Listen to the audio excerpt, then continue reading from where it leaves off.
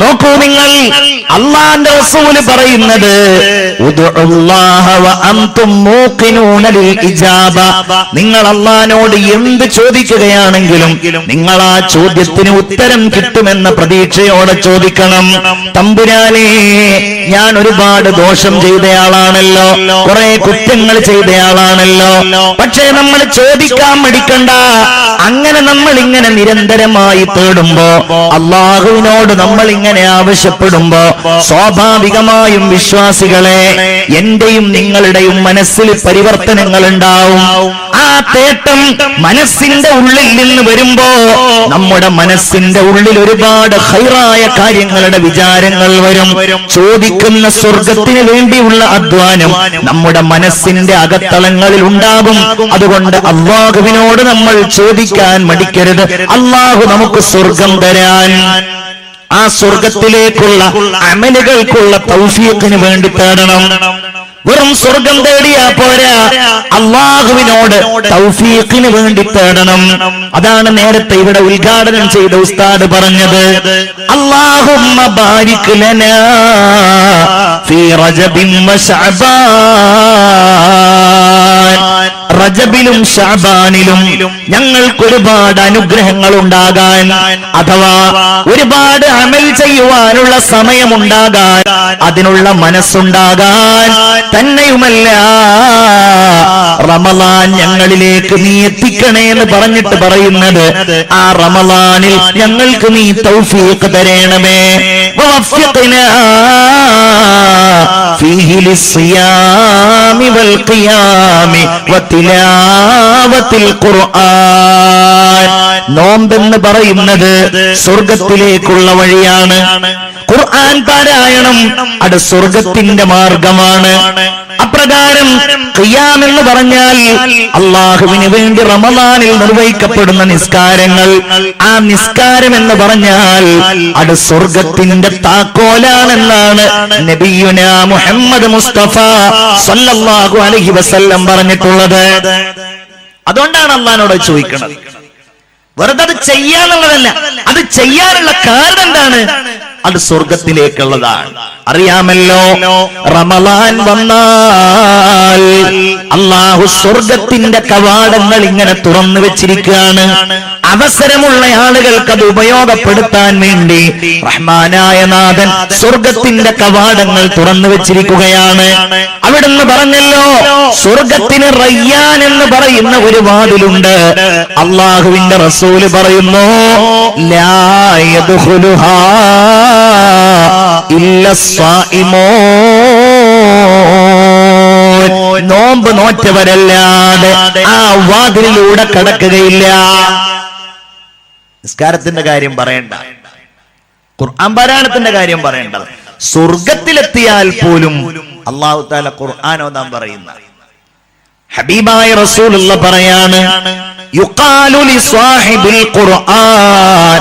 ഖുർആനിന്റെ ആളോട് സ്വർഗത്തിൽ വെച്ച് പറയപ്പെടുന്നതാണ്, ഇഖ്റ, നീ ഖുർആൻ ഓത്, വർത്തഖി, എന്നിട്ട് നീ ഇങ്ങനെ ഉയർന്നോ, വറത്തിൽ കമാ തുറത്തിലു ഫിദ്ദുനിയാ, ദുനിയാവിൽ വെച്ച് ഖുർആൻ ഓതിയിരുന്നത് പോലെ നീ ഇവിടെ നിന്നും ഖുർആൻ ഓതിക്കോ. എന്നിട്ട് പറയും, എവിടെയാണോ നീ അവസാനത്തെ ആയത്തോതുന്നത് അത്രയും ഉയരത്തിലാണ് നിന്റെ സ്ഥാനം, അവിടെയാണ് നിന്റെ സ്ഥാനം അവസാനിക്കുന്നത് എന്ന് ആ സ്വർഗവാസിയോട് അല്ലാഹു പറയുമെന്ന് നബിയുനാ മുഹമ്മദ് മുസ്തഫ സല്ലല്ലാഹു അലൈഹി വസല്ലം. അപ്പൊ ഖുർആൻ പാരായണത്തിന്, നോമ്പ് നോൽക്കാൻ, റമളാനിൽ നിസ്കരിക്കാൻ ഒക്കെ നമ്മൾ അല്ലാഹുവിനോട് തേടുന്നത് എന്തിനാ? സ്വർഗത്തിന് വേണ്ടിയാണ്. ചിന്തിക്കണം. അതിന്റെ വഴികൾ അല്ലാഹു ഇവിടെ ഇങ്ങനെ വിവരിച്ചിരിക്കുകയാണ്. ഹബീബായ മുഹമ്മദ് മുസ്തഫ സല്ലല്ലാഹു അലൈഹി വസല്ലം ലോകത്തെ സ്വർഗത്തിലേക്ക് വിളിച്ചയാളായിരുന്നു. അല്ലാമാ ഇഖ്ബാൽ വയോവൃദ്ധനായി പ്രായമേറിയ അവസ്ഥയിൽ അദ്ദേഹത്തിന് ഡൽഹിയിൽ വെച്ചൊരു സ്വീകരണം നൽകപ്പെടുകയുണ്ടായി. അദ്ദേഹം നബിയെ ഒരുപാട് പ്രകീർത്തിച്ച വലിയ ഒരു കവിയാണ്, പ്രവാചക സ്നേഹിയാണ്.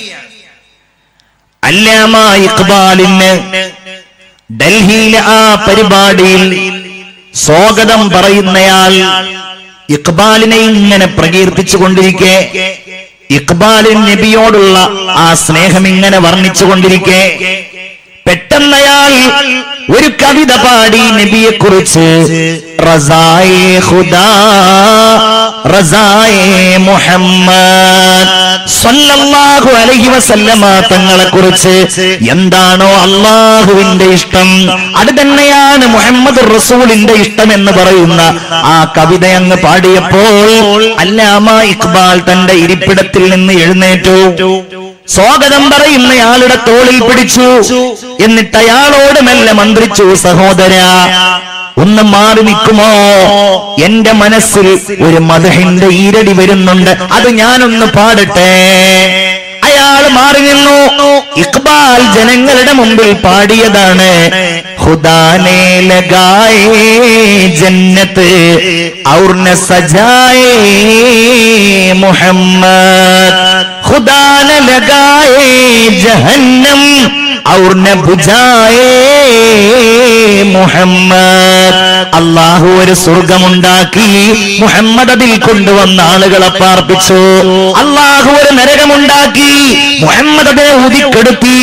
ഇങ്ങനെ ഒരാളെ കുറിച്ച് പറയാൻ കഴിയുമെങ്കിൽ അത് മുഹമ്മദ് നബി അല്ലാതെ മറ്റാരാണ്? പ്രിയപ്പെട്ടവരെ, ആരാണ് ലോകത്തെ സ്വർഗത്തിലേക്ക് വിളിക്കുന്നത്? നമ്മൾ ആഗ്രഹിക്കുന്ന ഏതെങ്കിലും പ്രധാനപ്പെട്ട വ്യക്തിയാണോ? ഏതെങ്കിലും സിനിമാ തമ്പുരാക്കന്മാരാണോ? ഏതെങ്കിലും ഫുട്ബോൾ താരങ്ങളാണോ? മനസ്സിന്റെ ഉള്ളിൽ സ്നേഹത്തോടെ അഭിമാനത്തോടെ നമ്മൾ കാത്തു സൂക്ഷിക്കുന്ന ഏതെങ്കിലും ഭൗതികമായ കാര്യങ്ങളിൽ നമുക്ക് താല്പര്യം ജനിപ്പിക്കുന്ന ആളുകളാണോ? അല്ലല്ലോ. ഈമാനിന്റെ വെളിച്ചം നമുക്ക് പകർന്നു നൽകിയ എല്ലാ നന്മകളും ലോകത്തിന്റെ മുമ്പിൽ മനോഹരമായി അവതരിപ്പിച്ച ആദരവായ നബി മുഹമ്മദ് മുസ്തഫ സല്ലല്ലാഹു അലൈഹി വസല്ലമ തങ്ങളാണ് ഖുദാനെ ലഗായേ ജന്നത്ത് ഔർ ന സജായേ മുഹമ്മദ്. അല്ലാഹു ഉണ്ടാക്കിയ സ്വർഗത്തെ അലങ്കരിച്ചത്. അല്ലാഹുവിന്റെ റസൂലിന്റെ വർത്തമാനം, സന്തോഷ വാർത്ത സ്വർഗത്തെ കുറിച്ചായി അല്ലേ? നബിയുടെ പ്രത്യേകത എന്താ? നബിയുടെ ഒരു പേര് തന്നെ ബഷീർ എന്നാണ്. നമ്മളെ കുട്ടികൾക്ക് പേരിടും ബഷീർ, അത് ഹബീബായ റസൂലുള്ളാഹിന്റെ പേരാണ്. മുബശ്ശിർ, സന്തോഷം പറയുന്നയാൾ. എന്ത് സന്തോഷാ പറഞ്ഞത്? ദുനിയാവിലുള്ള എന്തെങ്കിലും സന്തോഷാണോ? അല്ലെങ്കിൽ ഇവിടെയുള്ള വിഭവ സമൃദ്ധമായ ലോകത്തെ കുറിച്ചാണോ? ദുനിയാവിനെ കുറിച്ച് സന്തോഷമല്ല പറഞ്ഞത്, ഐഹിക ലോകത്തിന്റെ സങ്കടങ്ങളെ കുറിച്ചാ പറഞ്ഞത്. ഇത് വഞ്ചനയുടെ ലോകമാണെന്നാ പറഞ്ഞത് അല്ലേ?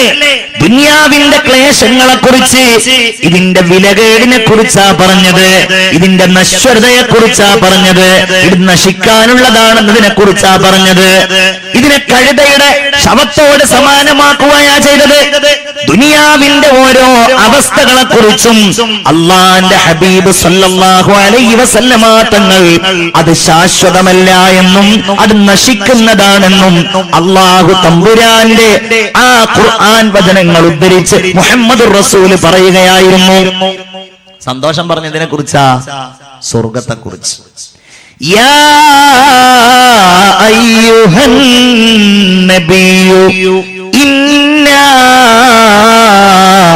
അർസൽനാക ശാഹിദൻ വമുബശ്ശിറൻ വനദീറാ വദാഇയൻ ഇലല്ലാഹി ബിഇദ്നിഹി വസിറാജൻ മുനീറാ. അല്ലാഹുവിന്റെ റസൂല് പറയാണ്, യാ അയ്യുഹൻ നബിയു, അല്ലാഹുവിന്റെ റസൂലേ, അല്ലാഹ് പറയാണ് നബിയേ, ഇന്നാ അർസൽനാക, നിശ്ചയമായും തങ്ങളെ നാം അയച്ചിരിക്കുന്നു, ഷാഹിദ, സാക്ഷിയായിട്ട് അയച്ചിരിക്കുന്നു, വമുബശ്ശിറ, സന്തോഷം പറയുന്നയാളായിട്ട് അയച്ചിരിക്കുന്നു. അല്ലേ? എന്താ സന്തോഷം? സ്വർഗത്തെ കുറിച്ച് സന്തോഷം. നമ്മൾ ആലോചിച്ച് നോക്കിയേ, നമ്മളൊക്കെ ഈ സ്വർഗം എന്ന ഒന്ന് അടിയുറച്ച് വിശ്വസിക്കുന്നുവെങ്കിൽ, സംഭവം ഖുർആൻ പറഞ്ഞിട്ടുണ്ട്, ഹബീബ് പറഞ്ഞിട്ടുണ്ട്, നമുക്കത് മതി. അത് അതിനപ്പുറമുള്ള കാര്യമാണ് നബിയുന മുഹമ്മദ് മുസ്തഫ സല്ലല്ലാഹു അലൈഹി വസല്ലമ തങ്ങൾ ആ സ്വർഗം കണ്ടു എന്നത്. അതൊരു വലിയ വിശ്വാസമാണ്.